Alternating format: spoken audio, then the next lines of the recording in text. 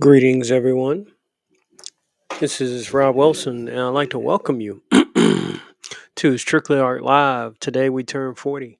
That's right, 40 episodes of giving you a non-stop art, brainstorming, social commentary, pop culture, all that great stuff.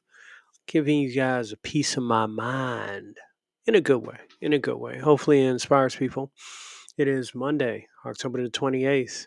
2024. We are tiptoeing towards Halloween. Happy Halloween to everyone. Hopefully, you had a great weekend and got it all the good stuff out of your system. So, today is the day where we combine all the previous thoughts, brainstorming that I've mentioned prior. One show on Jason Voorhees, one show on Freddy Krueger, one show on Michael Myers, and now we're introducing a bit of a world breaker to the fray in the form of Pinhead. I actually had to do some research and watch some documentaries in order to really grasp the concept of like Hellraiser, um, the universe and stuff, and all that's involved, and even the puppet master behind Pinhead, which is Leviathan. Very, very interesting. And since all the previous mentioned prior to Hellraiser are American films, American characters, one would ask, you throw a British type of villain into the mix, how much would that change the game? So I'm excited to talk about that. I'm going to show you guys a little bit of my artwork. Well, I always do because this is strictly art. It's been a long road that I have enjoyed with all of you, whether you watch live or even watch the replay. It has been great. Um, 40 episodes of Strictly Art Live has truly shown that when I have the proper tools, right timing, I will produce consistent work. And that is all I truly want to show.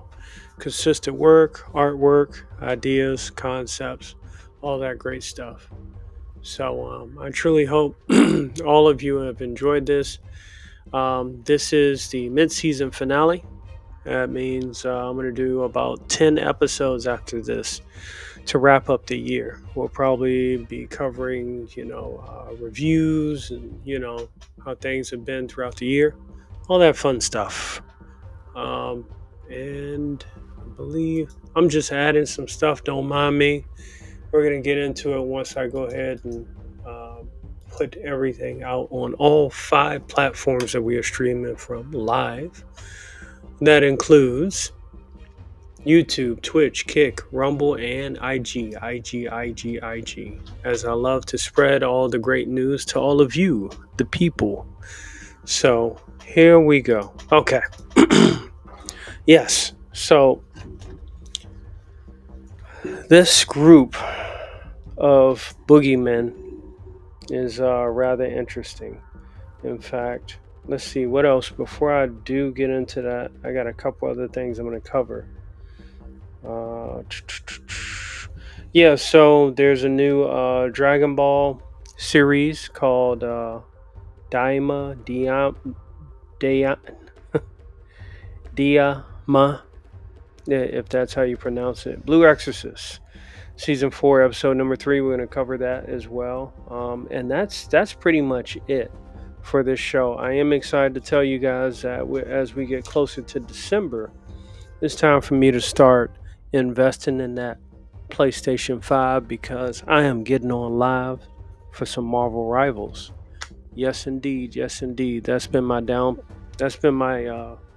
PlayStation has been my downtime game system. Played Devil May Cry 5 still to this day. Bayonetta number 1 still to this day. Vanquish. I have a few select titles that I know will not disappoint and will not be nerfed. So, with that being said, yes, Marvel Rivals is my next acquisition. It's free to play, so that's already a blessing in disguise, as I've seen some of the prices for these video games now, like 60, $70. Like, what? Wait a minute. I start coughing like Idris Elba eating spicy food. You know. So yeah, I gotta be very selective and very concise with what I do purchase for the five. Most of them will actually probably be old games. Games I can get for like $25 because $70. I even saw, what was it? That Dragon Ball Sparking Zero. The complete edition is already $108. How? How, Sway? Please answer that question. Please tell me why. Please tell me why. But, I guess that's the cost of doing business with Sony these days. They'll make something, but they'll make you pay for it, and they'll make you pay for it again and again and again. Well, the gaming industry in particular. So, yeah. Other notes. I have been watching American Horror Story, the one with my girl Emma Roberts. She's hot. She's doing the whole like I'm a pop star. Well, they're doing the whole theme of she's a pop star or no, I'm sorry, actress and a scream queen type of actress, and she's willing to do anything to get fame and win awards, and that includes making sacrifices. Since her agent is Kim Kardashian, it's hinted that Kim Kardashian may be the devil. And she goes through this process of what would you do to be famous or have an award, if that would even mean sacrificing your child. And next thing you know, tragedies happen. So that's been interesting. Nothing too crazy. Some episodes of American Horror Story I can't watch. I mean, some seasons I can't watch, but most of them I've enjoyed. It's a real deep dive into the macabre, decrepit, and desecration. What else? I started watching the Lara Croft Tomb Raider one on Netflix. Talked to a coworker of mine that said he saw it as well, and he started watching it. He was enjoying it, and then I got word of where it's going, and it's just like, oh boy, let me quit now while I'm ahead. And that's a shame because it shouldn't have to be that way. I wouldn't recommend it being that way. Keep Lara Croft bold and exciting. That is how you keep that franchise alive, especially for all the fans. What was it? The Prince of Darkness or whatever. Tomb Raider. That was the last one I played, and I was some bum sauce playing that game. So it's very complex. Definitely not for the intermediate game player. Definitely for one that truly loves those challenges. So, what else? We've covered My Hero Academia. Episode 21 is still the last episode that's come out, which was absolutely great. It was a great climax to end on and take a break, or at least to keep people salivating until the next episode comes out. Okay. Okay. I think that covers most of the basics of, just additional stuff. Besides that, I've just been working, so I've not had much time to really enjoy a bunch of stuff. I do want to get back on Penguin. Like I said, when I did start it, it seemed so good. I didn't want to touch it yet. I wasn't ready to touch it yet. So I'll check that out. I'm gonna try and make a point to check out Venom and maybe do that. Might be the return show after a quick break where I'll see you in November, and I'll do a review on that. Obviously, I'll have to do some lore reference and study on it, and yeah, that will be done. I'm not as excited to see Venom: The Last Dance for obvious reasons. The last one wasn't as good, and the post-credit scene where he crossed over into the MCU was even more disappointing. So we shall see what this turns into. What else? What else? What else? What else? I think we have just about that. Is it? Oh, also, if you want to see latest updates, my link tree, you can follow me everywhere. My link tree, RWARTS. If we could take a moment of silence for the fallen bots that were on my YouTube. They got 86th, so I went from like 96 followers to 92. Oh well, life happens, things happen. I completely understand. But one thing for sure is that we got to keep this train moving. You know, can't stop.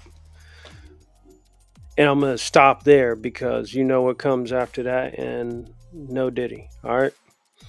So yeah, let's see. I guess Blue Exorcist. Yeah, because that's like only 2 episodes that I got a chance to see. Um, Second episode is kind of like a test of powers. I did cover that one, so we just got episode 3 to cover.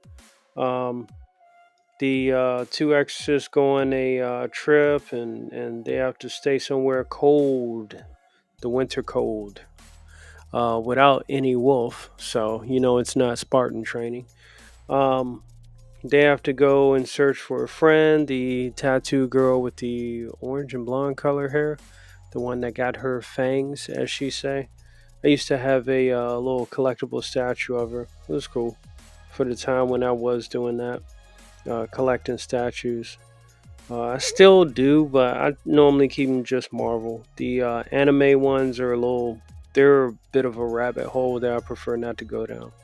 Um, yeah, so they go looking for her, and the lady that is the inn's keep or whatnot. She's hinting that the two are together. The two male characters. Blah blah. It's like, whatever. Um, Half of it was like a bathhouse scene, which to me those are throwaway episodes. They're just doing loopy and goofy stuff, and it's not even Disney. So they got to the point where the girl is in that area, and she faces off the enemy that gives her fangs. I think he might be one of the demons, part of the Illuminati. Can't remember, but I do know there's like mainly two factions fighting. So she gets injured. Doesn't even draw because she's kind of like losing the will to care or whatever, and he still spares her. He allows her friends to find her, and they bring her back to the inn and try to nourish her, let her get her rest and recover. And they go through her story of pain and suffering. And of course, the main character, the Devil's Son, makes the pack a promise to try to find a way to preserve who she is, yada yada. So that was Blue Exorcist right there. I was kind of taken off by the first part of the episode, and then the second part, we actually got some rumbling going on. It was like the shortest battle ever. Just dashed by in like 15 slashes and the characters out. That was not something I was looking forward to. So, moving on to Dragon Ball Daima.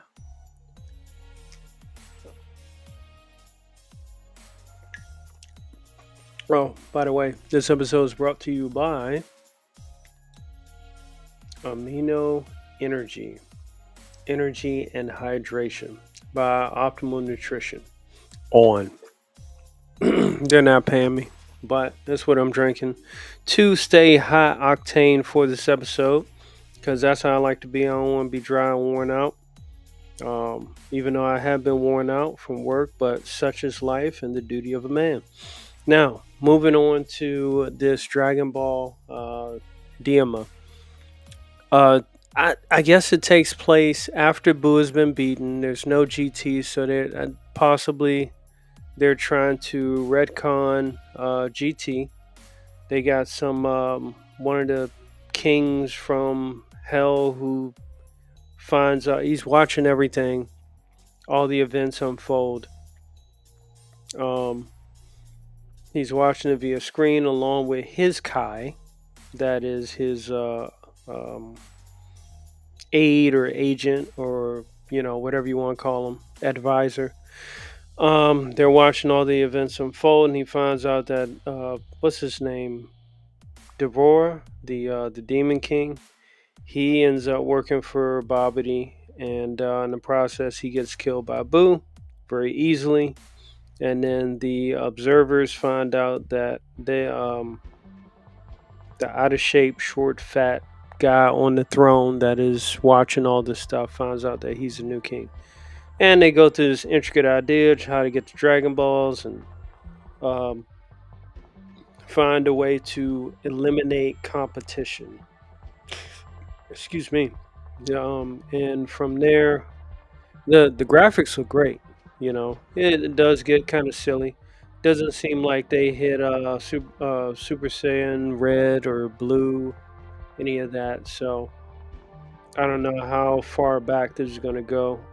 Kind of disappointed so far, from what I can tell, that it doesn't take place after the Tournament of Power, which was like the end all be all, undisputably great conclusion of a series during that time.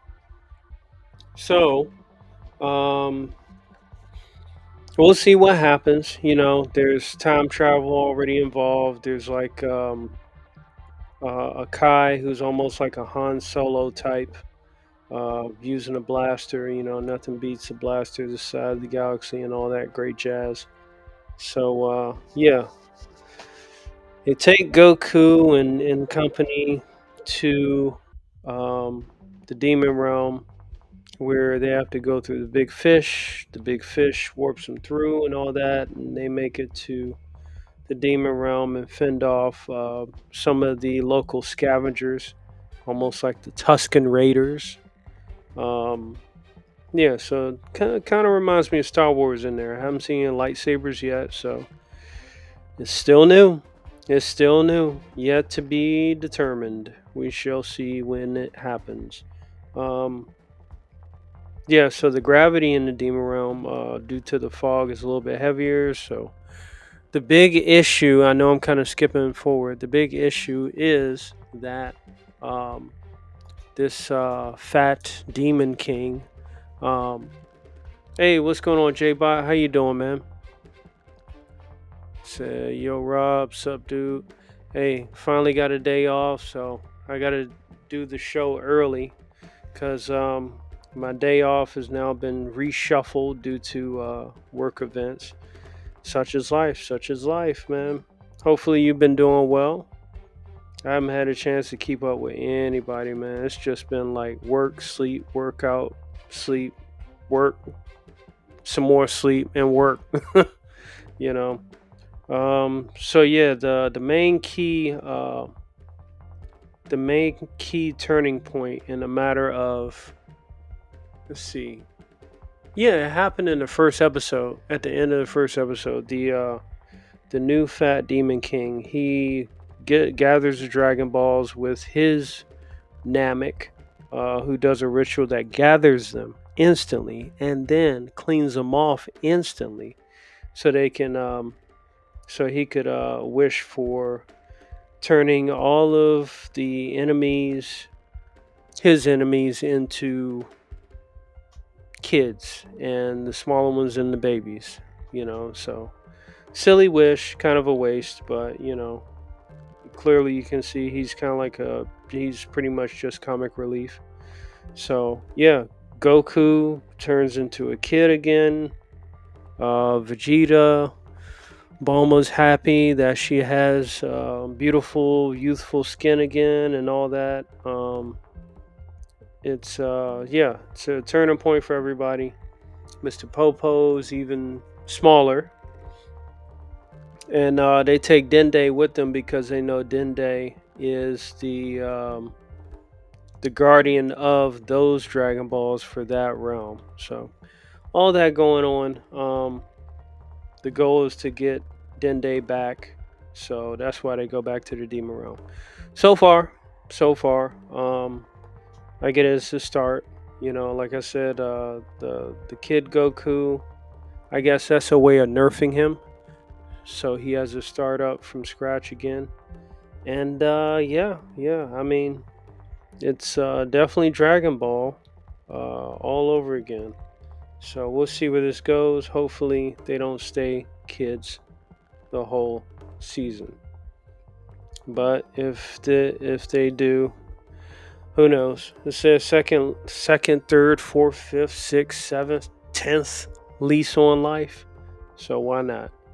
But yeah, I enjoyed watching it. You know, so that's yep. Blue Exorcist, Dragon Ball Daima. Yeah. All right.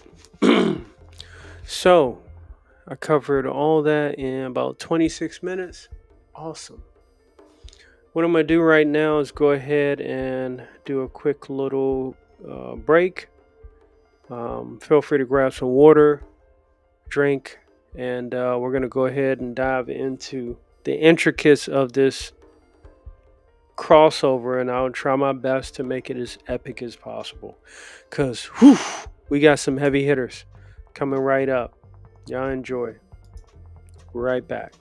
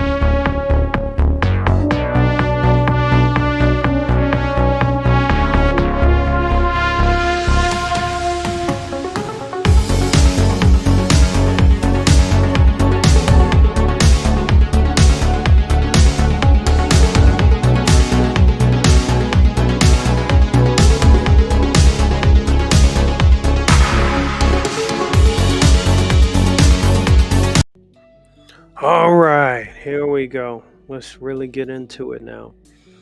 All right.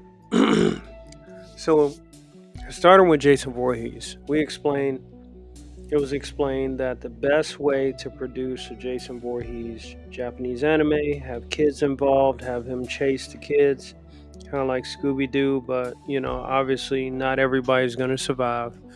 But have your key core characters that he pursues while they unlock new evils that he actually has to confront and defeat. And then by the end of the episode, they go back to being on the run from him. Freddy Krueger, we had some unanswered questions because we didn't know to what degree when it came to like hell and his manipulation of Jason. How did he kind of fish around in hell without like getting tortured himself. Because I mean, that's the point of hell. How is it he's the only guy that's in hell having a good time, or at least he snuck back out. Grabbed Jason, and then he used Jason as an instrument of his destruction. um, Freddy is a solo guy, so like I mentioned, he had no redeemable qualities for redemption arc. Jason, however, does because he was a kid that just got his life cut short. Michael Myers specifically indicated that his story would work if they involved druids, some kind of higher power that he answered to. Maybe the druids on a world domination tour, is somewhat indicated from the terrible Halloween 3, Season of the Witch. So, with those so far, um, let's go ahead and introduce both Jason and Freddy have gone to hell in some form. With that being said, let's introduce Pinhead.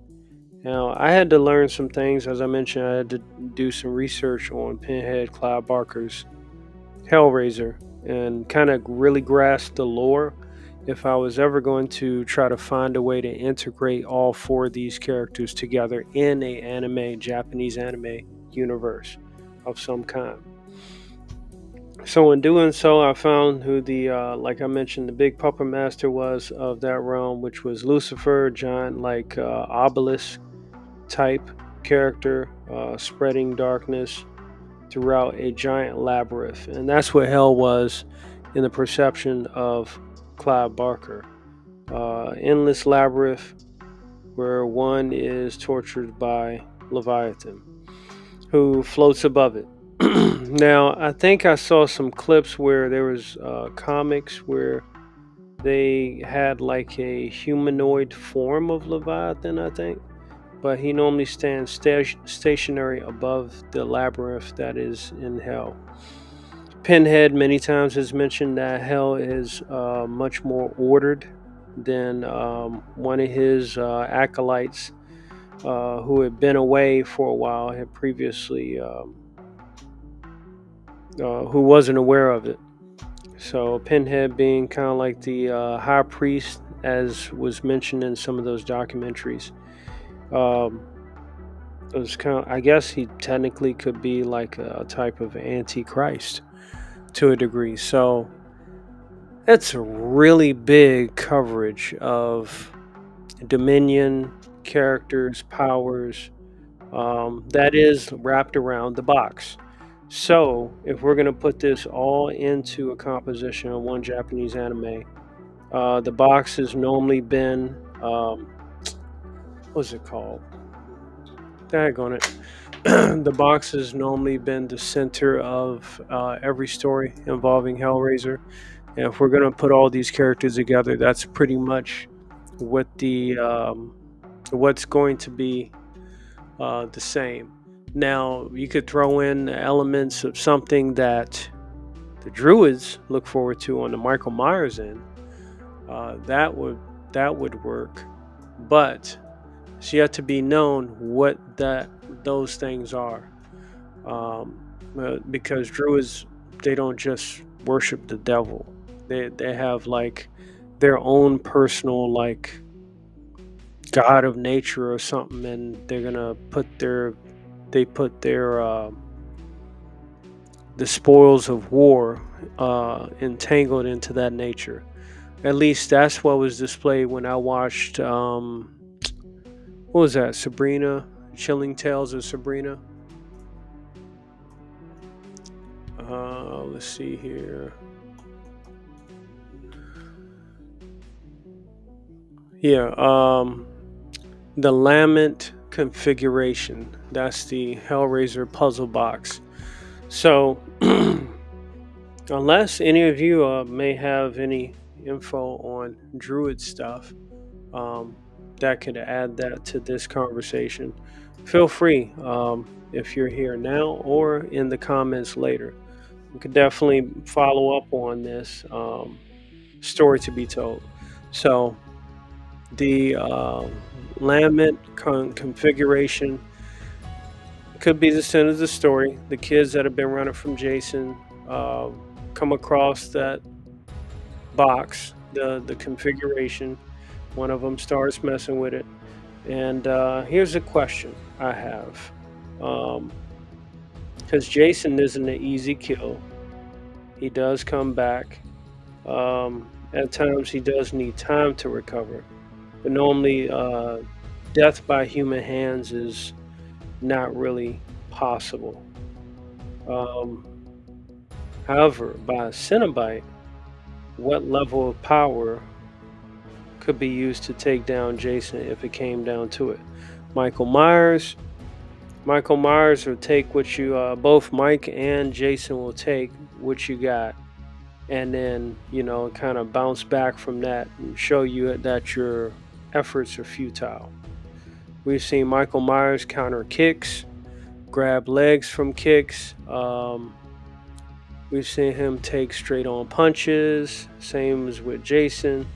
So it's kind of tough to determine if it would come down to it, Cenobite versus, um, Jason Voorhees and or Michael Myers. Freddy's a different story. Now, because those two characters, excluding Freddy, those three characters excluding Freddy, um, have the least amount of mobility. One could say that they could end up as a Cenobite because that's the mindset specifically for Hellraiser. It's like, hey, capture Cenobite transformation. Freddy's a little more limber um, and dexterous, so he may find a way to kind of maneuver around. Is he smart enough to solve the limit configuration? Probably not. So the chase could come down to the kids that Jason are running from that find the box, while the druids that Michael Myers has in his corner could be pursuing the box as well. So that's where the subplot could come in of hey, the monsters duke it out, they come across each other, and the kids are trying to get away or trying to survive, dealing with the druids. You can have druids of all kinds. Clearly, we've seen the druids with the machine guns and the explosive capabilities. Um, so, what kind of firepower would they be dealing with? And druids would be significantly larger in numbers in order to give the threat to the kids that they have to be stealthy around them once they find out who they are. So I could kind of envision a scene where maybe if there's like a druidic chant and they find a way to actually trap, if they get a hold of the lament configuration, they could do some kind of scenario like the 13 Ghosts remake with Tony Shalhoub as the main character, where the druids could perform a ritual and actually put Jason, Michael Myers, and possibly Freddy under a spell, and it would be up to the kids to free him. But it wouldn't be specifically 13 Ghosts, but something kind of similar. So the kids would stumble upon their ritual and crash the party, and then while those boogeymen are under control, um, they could be in the process of offering uh, one of those boogeymen up to the box, for Hellraiser to consume them and turn them into Cenobites. Um, because the Hellraiser and the Lament configuration and Pinhead are the biggest threat in this scenario. Michael Myers is deadly. He kills people one by one. Jason kills people one by one. Um, Freddy kills people in their dreams and stuff for his own attention. But the biggest threat is obviously, the devil himself. So it even could be some kind of if you take the kids out of the teens out of the storyline, it could be some implied thing, or just keep them in there and have some implied story part where those three boogeymen realize that okay, we actually do have to fight these things, and they could just go all out war and freaking hack and slash and stab and attack Cenobites in their nightmares. However way they could do that. Kirby, what's going on, man? How you doing? Hand pink wave. Oh, that's the emoji. How you been? Can I finish? Can I finish? Let me finish. I'm kidding. Let me stop.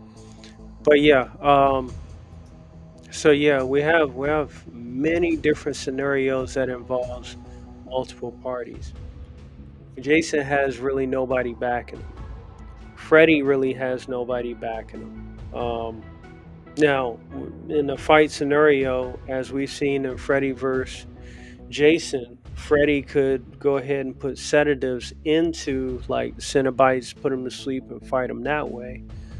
But that would take a little bit longer, especially in a fight where there's a bunch of Cenobites. So it's kind of tough to say.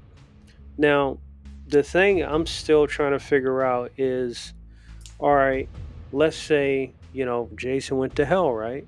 And Freddy got his mask, and Jason goes to hell at the end. So how did those two maneuver around? Was Jason like in the process? If he's in Hellraiser, was he in the process of being turned into a Cenobite? Because that seems to be like Leviathan's main ability. Instead of killing you, turn you into a torturous version of yourself, and make you see things that you've never seen before, as some of those Cenobites have said, and they can still talk. They're just like the soul's corrupted, if there's anything left. So, due to Hellraiser 2, where they kind of show more of hell and the girl that solved the puzzle, and then turned Leviathan into a giant puzzle, thus defeating him in his own realm. But obviously, he's probably not dead because there's like 10,000 more Hellraiser movies after that. That's the route, I guess, that I would take, to have the teams that Jason's chasing defeat the Leviathan, if they have to even go to hell to free up Jason, Freddy, and Michael Myers. It is such a complex mess that's why I say it would only be good for anime, depending on how deep they would go. But like I said, also that's something that wouldn't get made in this day and age because anime ain't what it used to be. Let's see. Kirby said, "Is that where the quote "Do you see" comes from?" Yeah, kind of like that because in Hellraiser, you had some people that would see like the worst, darkest things twisted, and it would turn into like very dark and seductive for some of the Cenobites, especially like the female ones. And then if you take Event Horizon with Lawrence Fishburne and Sam Neill, that had the ship that went to hell because it had a gravity drive. It went to like a dimension that was just all hell.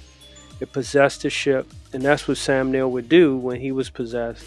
He would say, "Do you see?" and show you all these torturous scenes of a person in their future, just dying, and it's just brutal.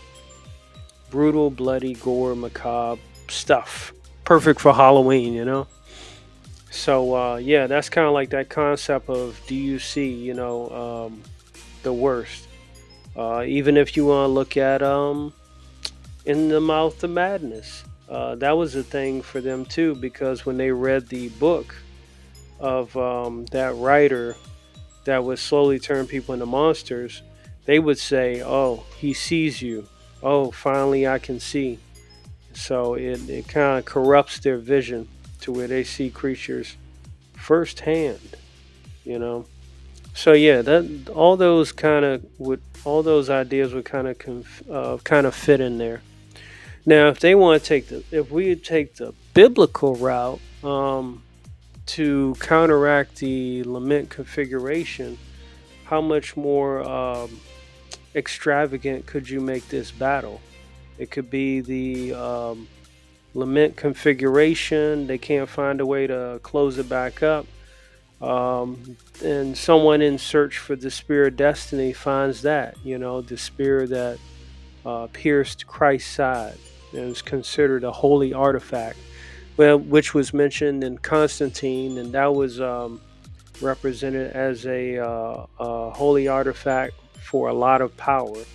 In fact, Mammon, the son of the devil, tried to use that to bring um, himself into the human realm and tried to rule instead of the devil. So you can use that artifact. Uh, Ark of the Covenant versus the lament configuration. But yeah, the more extravagant the artifact for this story, the more you would probably take away from those characters getting their shine on, because they start to become plot devices. So it's a lot to really consider. But yeah, you'd see a lot of different kills and stuff. Obviously, if Michael Myers is stabbing Jason or is stabbing Freddy, and then Jason chops off an arm of Freddy, and then he grows an arm back, and then he does some roundhouse kick like he's in Mortal Kombat to Michael Myers. Michael Myers knocks back, gets pissed while Jason's trying to slash at Freddy, and Freddy's ducking. And then uh, Michael Myers comes in pissed and he tries to stab Freddy, but Freddy moves in the direction of Jason, and Jason gets stabbed, and then Jason uppercuts Michael Myers. I mean, we could do that too. We could have like a flat out like boogeyman slobber knocker as well. And Pinhead, of course, he'd be cheating. He just start chaining all three of them, the other two up. So, well, all three of them up. So that would be interesting. Um, Freddy in the real world still, I think, may have some abilities. But if you can, no, I'm not sure. I can't remember. I know in Freddy vs. Jason, he was kind of limited to what he could do. He couldn't really get away a lot of times because Freddy's a master of rolling out. Um, but again, he is cunning. He's very cunning. So he'll use whatever's in his vicinity. He's very creative with his destruction. So yeah, whew, man, that just flowed out of me. Pause, no diddy. But hopefully somebody gets some ideas or gets the rights to these characters and runs with that. Because like I said, I've been doing these for like the past, whew, what? It's been about four shows now.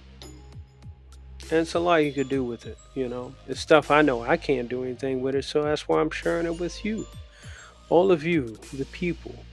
And that's the kind of brainstorming I like to do, because you got to keep the mind sharp. And some things I may not be able to use because obviously these are characters that are already copywritten and all that. And people know who they are for who they are. And it's ironic I had to bring Michael Myers in because his mask is Captain Kirk, the Strictly Art Live mascot, you know. So it is interesting to see where all that could go. Um, I did pick Michael Jackson for the intro as like a homage to when I was doing Spooky Time. I think about 2 years ago, live streaming. Those were fun. I was watching uh, ghost reaction videos. Those were fun. Different time though. Different time. You know. So yeah, I really think there's some potential there in many different aspects. So y'all tell me what you think, man. Why not have your favorite character, um, you know, do their thing and have them in a crossover? And plus, too, it to reference, if you look at how Japan does stuff, The Grudge was cool. Sarah Michelle Gellar, scary. Hair coming out of unusual places, hair coming out of ceilings and all that. Um, it was pretty scary, but the Japanese version, the original Juan, um, from what I hear, is scarier. So a lot of Japanese stuff can really bend the barriers of the mind to which at least American entertainment can only scratch the surface. Like there's some stuff that like American entertainment has to like just straight up rough from Japan in order to sell a good product. Like I will always repeat over and over when it was Avengers Endgame and Thanos was getting down on the ground, lighting everybody up, and then Scarlet Witch showed up, and she was there to get her revenge, and he was all like, "I don't know who you are," and then as she started picking away his armor in the air, um, he literally looked like Krillin when Frieza floated Krillin in the air on Namek, and killed Krillin with the Goku. But in this dip version, Thanos was like, "Rain fire." He said, "Danger close." He's like, "Do it now." So again, even America has to emulate certain aspects of passion, creativity, um, tense moments in film and animation for a real flow, really good flow of what stories they're telling. Um, Look at like the DC animated movies, from Batman Public Enemy to Batman. Oh, no, I'm sorry, Batman Superman Public Enemies to what was it? Flashpoint. I think that was the last one of that universe. Correct me if I'm wrong. I didn't watch the Infinite Crisis thing because Crisis on Two Earths was as good as it gets. I'm sorry, that's my personal opinion. So yeah, there's like I said, there's some work that can be done with all that, but it's just a matter of, hey, is it marketable? Blah blah blah blah blah. But Japan, Japanese animation, they'll put some blood, sweat, and tears on that thing. So that is I think that's it.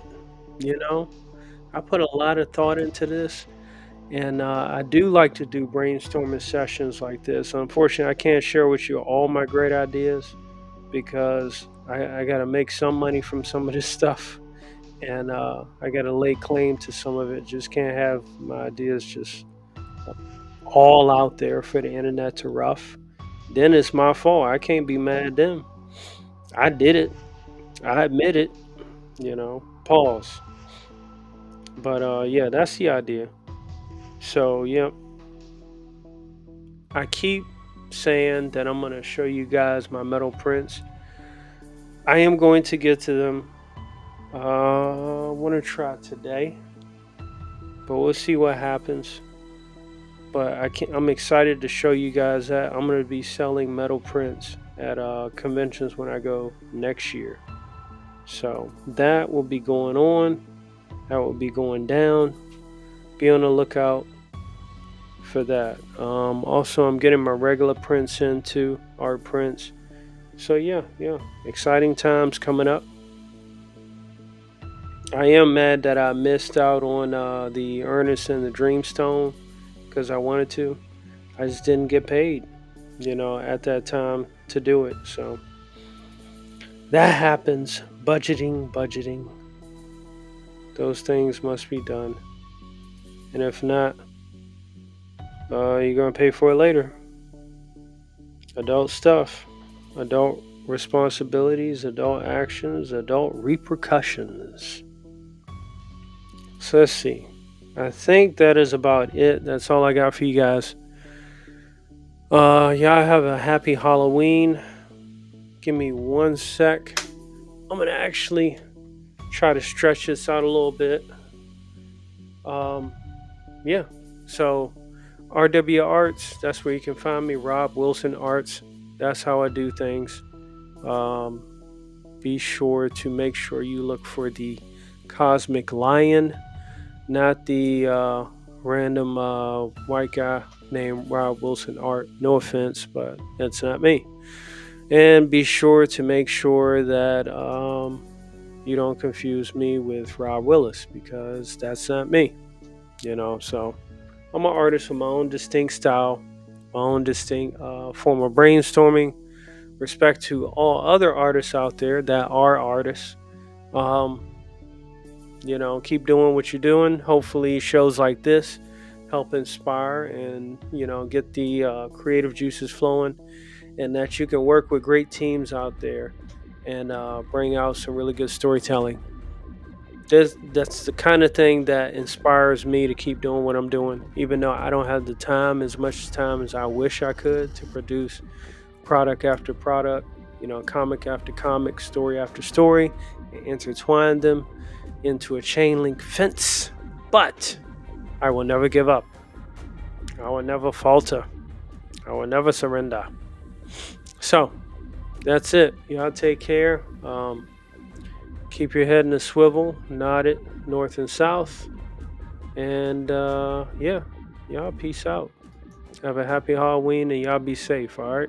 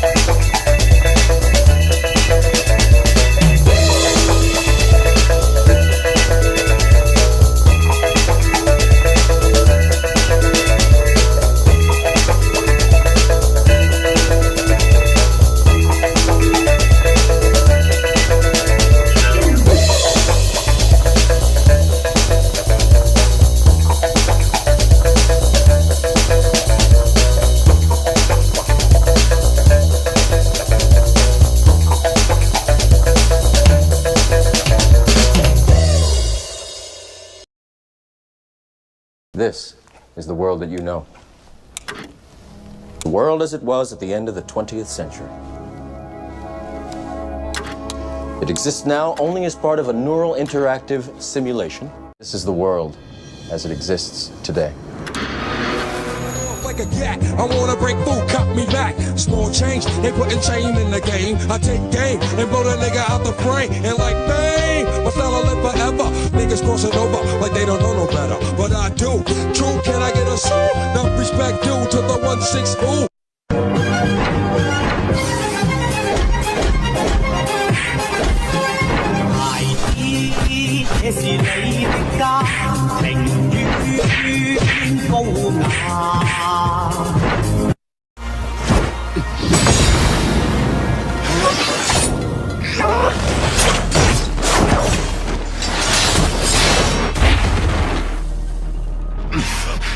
小型から中型にかけては僕の方に分があるかな。